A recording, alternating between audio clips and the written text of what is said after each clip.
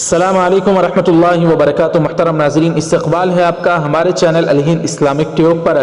چاہے مسلمانوں کو اپنے پیٹ پر پتھر بھی باندھنے کیوں نہ پڑ جائیں، لیکن مسلمان اس حالت میں بھی اپنے بچوں کو اعلیٰ تعلیم دلوائیں، اس طرح کا بیان جمعیت علماء ہند کے صدر و صدر مدرس دارالعلوم دیوبند حضرت مولانا سید ارشد مدنی صاحب نے دیا ہے، جو کہ بہت بہترین بیان حضرت کا آیا ہے۔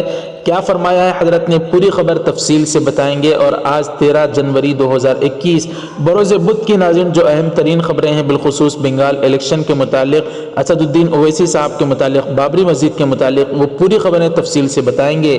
ناظرین، اس سے پہلے گزارش ہے کہ ویڈیو کو ضرور لائک کر دیں اور شیئر بھی ضرور کریں۔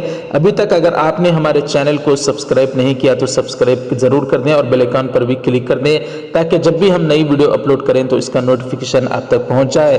تو ناظرین اکرام، بابری مسجد کے متعلق ایک بڑی خبر اس وقت جو کھل کر آ رہی ہے، جیسا کہ آپ کو معلوم ہی ہوگا، سن 1992 6 دسمبر کو بابری مسجد دن دہاڑے شہید کر دی گئی تھی، اور حال ہی میں سی بی آئی عدالت نے مسجد کے شہید کرنے والے تمام ملزمین کو بری کر دیا تھا، اور اس کے متعلق ہائی کورٹ میں پھر سے پٹیشن داخل کی گئی۔ اسی کے متعلق آج بڑی خبر آ رہی ہے۔ ناظرین اکرام، نائب وزیر اعلیٰ لال کرشن اڈوانی ایودھیا کی بابری مسجد کو منہدم کرنے کے معاملے میں اس وقت کے یو پی کے وزیر اعلیٰ کلیان سنگھ، بی جے پی کے سینئر لیڈر مرلی منوہر جوشی، اما بھارتی، ونے کٹیار، سادھوی رتمبرا سمیت 32 ملزمین کو سی بی آئی کی خصوصی عدالت نے 30 ستمبر 2020 کو فیصلہ سناتے ہوئے بری کر دیا تھا، جبکہ ان لوگوں میں سے اکثر لوگوں نے کہا ہے خود ویڈیوز میں آ کر کہ ہم ہی نے مسجد کو شہید کیا، ہم ہی نے گنبد کو گرایا، لیکن اس کے باوجود اس فیصلے کے خلاف کہ کس طرح سے ملزمین کو بری کر دیا سی بی آئی کی خصوصی عدالت نے، اس فیصلے کے خلاف کورٹ میں ایک عرضی داخل کر کے سی بی آئی عدالت کے فیصلے کو چیلنج کیا گیا ہے۔ ناظرین اکرام، عرضی ایودھیا کے رہائشی 74 سالہ محمد احمد اور 81 سالہ سید اخلاق احمد کی طرف سے دائر کی گئی ہے۔ تقریباً 28 برسوں تک چلنے والی سماعت کے بعد جسٹس ایس کے یادو نے فیصلہ سناتے ہوئے کہا تھا کہ بابری مسجد انہدام کے واقعے کے منصوبے بند ہونے کے ثبوت نہیں ملے، اور نہ ہی سی بی آئی کی طرف سے عائد کیے گئے الزامات واضح ثبوت موجود ہیں، لہذا تمام ملزمین کو بری کیا جاتا ہے۔ ہائی کورٹ میں داخل عرضی میں دونوں عرضی گزاروں نے کہا کہ وہ اس مقدمے میں ملزمان کے خلاف گواہ تھے اور انہدام کے بعد متاثر بھی ہوئے تھے۔ انہوں نے کہا کہ 30 ستمبر 2020 کے فیصلے کے خلاف سی بی آئی نے آج تک کوئی اپیل داخل نہیں کی ہے، لہذا عرضی گزاروں کو آگے آنا پڑ رہا ہے کیونکہ عدالتی فیصلے میں تمام طرح کی خامیاں موجود ہیں۔ تو ناظرین کرام، جس طرح سے ملزمین کو سی بی آئی نے بری کر دیا تھا، اس کے خلاف جو پٹیشن داخل کی گئی تھی، اس کے متعلق اس طرح کی بڑی خبر آئی ہے۔ اب ناظرین بات کرتے ہیں بنگال الیکشن کے متعلق۔ جیسا کہ آپ کو معلوم ہوگا، اسی سال بنگال میں الیکشن ہونے والے ہیں۔ مغربی بنگال میں آل انڈیا مجلس اتحاد المسلمین بھی پوری ایڑی چوٹی لگا کر وہاں پر اپنی پارٹی کو مضبوط کرنے اور کامیابی حاصل کرنے کی کوشش کر رہی ہے، تو وہیں دوسری جانب اسد الدین اویسی کے خلاف لوگ بیانات دے رہے ہیں۔ خود اس وقت بڑی خبر آئی ہے کہ بنگال امام ایسوسی ایشن کے سربراہ نے بھی اویسی کے خلاف بیان دیا ہے۔ ناظرین اکرام، آل انڈیا مجلس اتحاد المسلمین کے صدر اسد الدین اویسی کوئی گاڈ فادر نہیں ہے اور لوگوں کو مذہب کی بنیاد پر ووٹ نہیں ڈالنا چاہیے۔ مذکورہ مغربی بنگال امام ایسوسی ایشن کے سربراہ محمد یحییٰ نے منگل کے روز یعنی کل اس طرح کا بیان دیا ہے۔ یحییٰ نے کہا کہ بنگال کے انتخابات مذہب کی بنیاد پر نہیں لڑے جا رہے ہیں۔ اویسی کی موجودگی بنگال میں کوئی تبدیلی نہیں لائے گی، کیونکہ لوگ یہاں ترقی پر یقین کرتے ہیں۔ وہ کوئی گاڈ فادر نہیں ہے کہ لوگ وہ جو کہیں گے اس کو فالو کریں گے۔ یحییٰ نے اویسی پر ریاست کے مجوزہ اسمبلی انتخابات کے پیش نظر مذہب کارڈ کھیلنے کا الزام لگایا ہے۔ اے این آئی سے بات کرتے ہوئے یحییٰ نے مزید الزامات لگاتے ہوئے بھارتیہ جنتا پارٹی اور مذکورہ آل انڈیا مجلس اتحاد المسلمین کو مذہبی پولرائزیشن میں ملوث ہو گئے ہیں اس طرح کا قرار دیا۔ یحییٰ نے کہا کہ بنگال کو تقسیم کرنے کی بی جے پی کوششیں کر رہی ہے اور مجلس اتحاد المسلمین بھی وہی کام کر رہی ہے۔ مذکورہ انتخابات سب کے لیے ہیں، محض ہندو اثر والے اور مسلم اکثریت والے علاقوں کے لیے نہیں ہو رہے ہیں، کیونکہ آل انڈیا مجلس اتحاد المسلمین خاص کر اقلیتی اثر والے علاقوں سے مقابلہ کروانا چاہ رہی ہے۔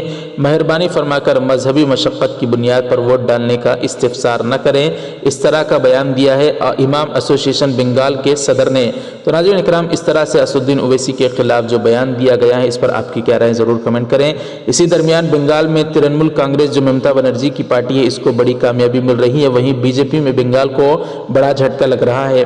بنگال میں جاری سیاسی گھماسان کے بیچ سب کی نظریں ترنمول سے بی جے پی میں شامل ہو رہے لیڈران پر ٹکی ہیں۔ بنگال میں امسال اسمبلی الیکشن ہونے ہیں۔ اسمبلی الیکشن کے لیے ایک جانب جہاں तृणमूल कांग्रेस तीसरी बार इख्तिदार हासिल करने की तैयारियों में है, तो वहीं बीजेपी भी बंगाल में इख्तिदार की कुर्सी अपने नाम करना चाहती है। बीजेपी पार्टी में शामिल हो रहे नए लीडरान का खैर मकदम कर रही है, तो वहीं तृणमूल लीडरान के बीजेपी में शामिल होने से पार्टी को मजबूती मिलने का भी दावा किया जा रहा है। तो दूसरी तरफ ममता बनर्जी का साथ छोड़कर जा रहे लीडरान से तृणमूल के कमजोर पड़ने का अंदेशा जाहिर किया जा रहा है। कमजोर पड़ती पार्टी को ताकत बख्शने के लिए तृणमूल कांग्रेस ने बीजेपी के लीडरान से सियासी खला को पुर करने का फैसला किया है। रियासती वजीर ज्योति प्रिया मलिक ने दावा किया है कि बीजेपी के 5 से 6 एमपी तृणमूल में शामिल हो सकते हैं। इन्होंने कहा कि जल्द ही बीजेपी में भगदड़ मचने वाला है, जिससे तृणमूल कांग्रेस को फायदा होगा।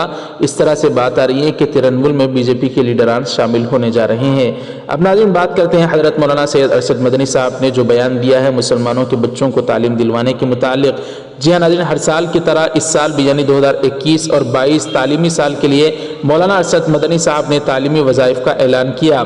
नाज़रीन इकराम, हर साल की तरह 2021 और 22 के लिए भी जमीयत उलमा हिंद के सदर मौलाना सैयद अरशद मदनी ने आज तालीमी वज़ाइफ का ऐलान करते हुए उन्होंने कहा कि हमारी इस अदना सी कोशिश से बहुत से ऐसे ज़हीन और मेहनती बच्चों का मुस्तकबिल किसी हद तक संवर सकता है, जिन्हें अपने माली परेशानियों की वजह से आला तालीमी सिलसिले को जारी रखने में सख्त दुश्वारियों का सामना करना पड़ रहा है।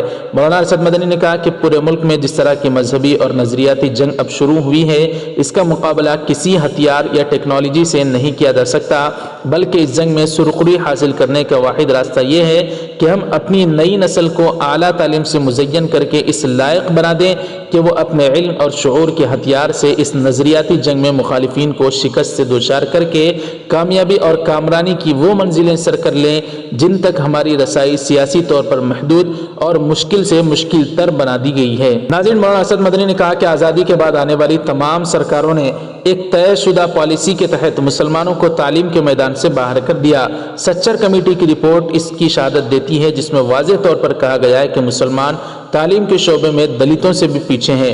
मौलाना मदनी ने सवाल किया कि क्या यह खुद ब खुद हो गया या मुसलमानों ने जानबूझकर तालीम से किनारा कशी इख्तियार की? ऐसा कुछ भी नहीं हुआ, बल्कि इख्तिदार में आने वाली तमाम सरकारों ने हमें तालीमी पसमानदगी का शिकार बनाए रखा। इन्होंने शायद ये बात महसूस कर ली थी कि अगर मुसलमान तालीम के मैदान में आगे बढ़े तो अपनी सलाहियतों और लियाकत से आला ओहदों पर फाइज हो जाएंगे। चुनांचे तमाम तरह के हीलों और रुकावटों के जरिए मुसलमानों को तालीम के कौमी धारे से अलग थलग कर देने की कोशिशें होती रही हैं।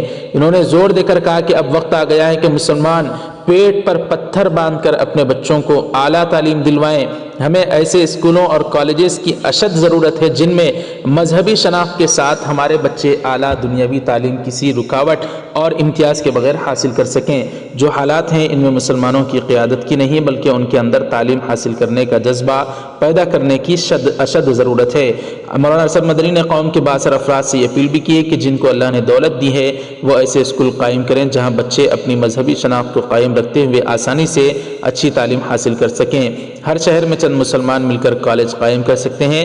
मौलाना ने कहा कि बदकिस्मती यह है कि जो हमारे लिए इस वक्त इंतहाई अहम है उस जानिब हिंदुस्तानी मुसलमान बिलखुसूस शुमाली हिंद के दौलतमंद मुसलमान तवज्जो नहीं दे रहे हैं। आज मुसलमानों को दूसरी चीज़ों पर खर्च करने की तरफ दिलचस्पी तो है, लेकिन तालीम की तरफ उनको दिलचस्पी और तवज्जो नहीं है। यह हमें अच्छी तरह समझना होगा कि मुल्क के मौजूदा हालात का मुकाबला सिर्फ और सिर्फ तालीम से ही किया जा सकता है। इन्होंने कहा कि इसी मकसद के तहत जमीयत उलमा हिंद ज़रूरतमंद तलबा को कई बरस से तालीमी वज़ाइफ देने का अहतमाम कर रही है ताकि वसाइल की कमी या गुर्बत की वजह से ज़हीन और होनहार बच्चे तालीम से महरूम न रह जाएँ। नाज़रीन इकराम, मौलाना अरशद मदनी साहब ने इस तरह का बड़ा बयान जारी किया है। तो नाज़रीन, इन तमाम खबरों के मुतालिक आपकी क्या राय है? बिलखुसूस बंगाल में असदुद्दीन ओवैसी के खिलाफ जो वहाँ के इमाम एसोसिएशन के सरबराह ने बयान दिया है और जिस तरह से बीजेपी के लीडरान तृणमूल कांग्रेस में शामिल हो रहे हैं और मौलाना अरशद मदनी साहब ने तालीम की अहमियत पर मुसलमानों को जो तरगीब दिलाई है, इन तमाम खबरों पर आपकी क्या राय है ज़रूर कमेंट करके बताएं। वीडियो को लाइक नहीं किया तो ज़रूर लाइक कर दें और शेयर भी ज़रूर करें। चैनल को हमारे सब्सक्राइब फरमा कर बेल आइकन पर क्लिक करके ऑल पर क्लिक कर दें। जज़ाकुमुल्लाह, वस्सलामु अलैकुम व रहमतुल्लाहि व बरकातुहू।